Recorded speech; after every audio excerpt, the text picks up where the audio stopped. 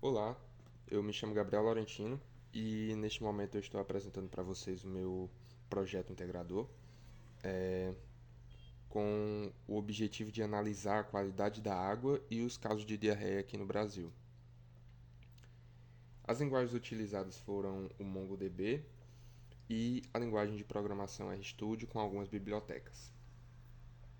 Bom, primeiramente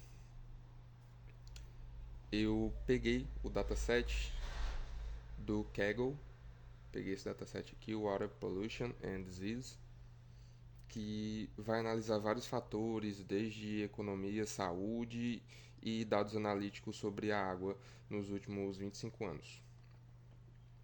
Em 10 países no mundo, mas eu preferi fazer uma análise apenas do Brasil. Eu fiz a importação utilizando a ferramenta MongoDB Compass, na qual eu criei lá meu banco de dados, só com o usuário mesmo, sem senha, sem nada. Só para fazer uma análise dos dados.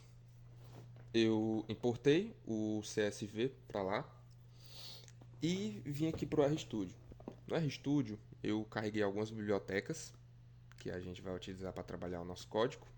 E utilizando a biblioteca Mongolite, eu fiz a conexão com o banco, aqui como vocês podem ver. E após isso, eu importei os dados para esse dataset aqui, Dados Brasil, no qual eu fiz uma filtragem apenas dos dados que eram do país Brasil.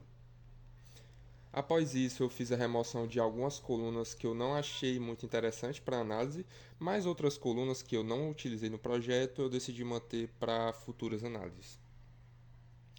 Algumas colunas categóricas eu converti em fatores para facilitar o nosso trabalho com os dados. Aqui vocês podem ver um sumário do dataset com alguns dados interessantes. Esse sumário ele vai promover alguns insights, algumas médias sobre as colunas do nosso banco. No gráfico 1, eu decidi calcular a média do nível de contaminação da água por ano e trazer um gráfico de linhas. Primeiramente aqui eu calculei a média, agregando o nível de contaminação por ano e depois fazendo a média deles. Aqui eu fiz um plot utilizando o ggplot e depois eu utilizei a função ggplotly para poder tornar esse gráfico interativo. Como vocês podem ver, a gente trouxe alguns resultados aqui, no qual é possível observar que o menor nível de concentração desses materiais foi em 2007 e o maior foi em 2018.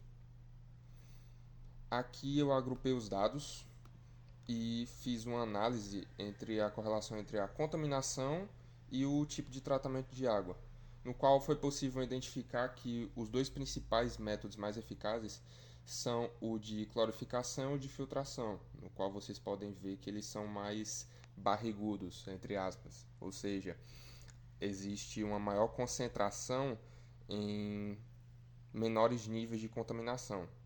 E os menos efetivos foram de fervura e nenhum método de tratamento, como esperado. Aqui eu fiz um heatmap da correlação dos dados numéricos do dataset. Eu calculei a matriz de correlação e transformei a matriz de wide para long.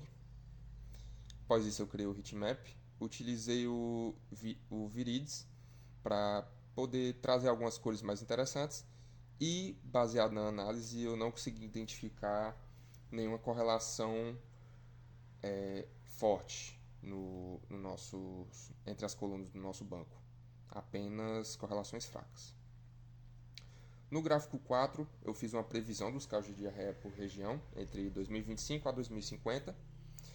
Primeiramente, eu inicializei os vetores e para cada região eu estou ajustando o modelo de regressão linear e fazendo uma previsão.